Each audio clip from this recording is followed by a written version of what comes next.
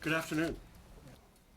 So the problem we have today is we have a dynamic environment where we have increasing requirements on our military, while we continue to have decreasing resources in our military. And this is of great concern to me personally as we continue to move forward.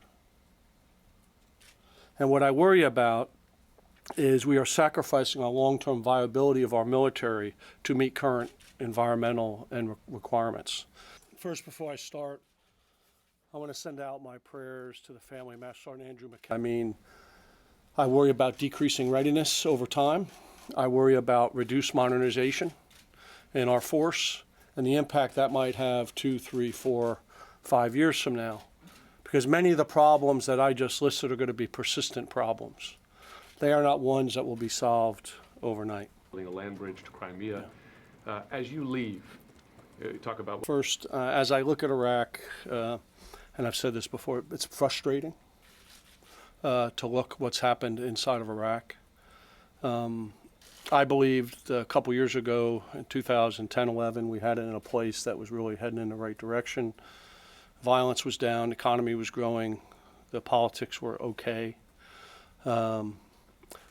And we turned it over to them by the agreement that we had made back in 2008, that they would take full control of this in 2011 and we would leave.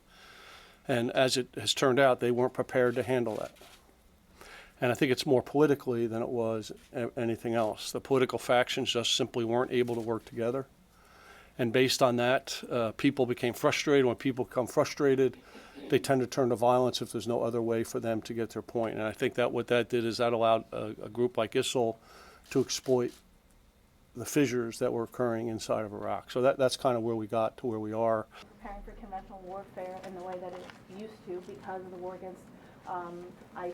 I absolutely believe that the region has to solve this problem. The U.S. cannot solve this problem for the region. They have got to get involved and they've got to be part of the solution. And I truly believe that.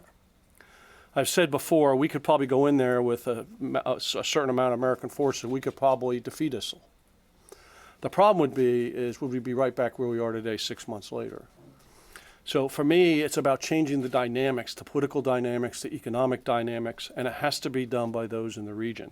About Russia as the primary threat, how concerned are you that Russia will try the same? I think it's important for us to support that. It's important for us to support that by training and trying to develop capability and capacity. I believe that if we find in the next several months that we're not making the progress that we have, we should probably absolutely consider embedding some soldiers with them to see if that would make a difference. That doesn't mean they would be fighting, but it would be, maybe embedding them and moving with them. And I think that's an option we should present to the president when the time is right.